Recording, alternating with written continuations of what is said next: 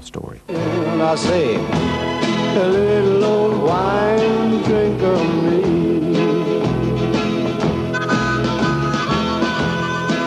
There's now a lot of evidence that wine in moderation is good for you. But wines are made from grapes, and grapes contain substances called amines. You find amines in foods too. There's a lot in chocolate, oranges, bananas, tomatoes, mushrooms, aged steaks, and strongly flavoured cheeses. These amines give flavour to both food and wine, but they also cause migraine in some people. It depends, of course, on how much you have. If you, say, have an aged steak with some tomatoes and mushrooms and a few glasses of red, you can almost certainly provoke a migraine if you're susceptible to them. Some red wines are worse than others. Generally, but not always, wines made from Shiraz grapes have the highest level of amines. So if you really love red wine, but it gives you migraine, you may be able to get away with one glass of a wine that's made from 100% Cabernet Sauvignon. These are Australia's 5 top-selling red wines. As you can see, the amine level varies considerably, as it does with other red wines.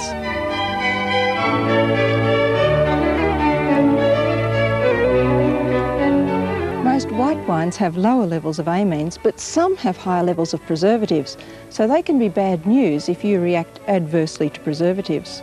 Of course, there's nothing new about adding preservatives to wines. Sulphur dioxide has been used for centuries. Fortunately, it has no effect on most people, but it can provoke an asthma attack or some other effects in highly sensitive people. Again, it's dose-related, and you're much less likely to have any effect from one glass than if you drink the whole bottle. Among the 5 top-selling white wines, the sulphur content varies, but it will almost always be higher than you'd find in any red wine. Some cask wines may have more preservative than wines in bottles, so go especially easy on them.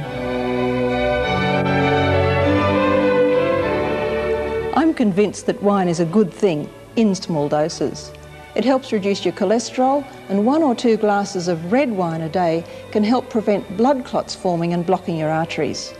In a recent study of older people in Dubbo, New South Wales, those who had between 1 and 3 alcoholic drinks a day had 60% reduced risk of death compared with teetotalers.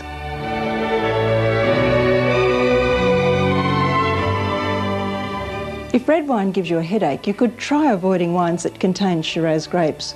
But your body is your best laboratory, and if wine doesn't agree with you, have a cup of tea. Tea contains very similar benefits to red wine. If you are drinking, remember, more is not better.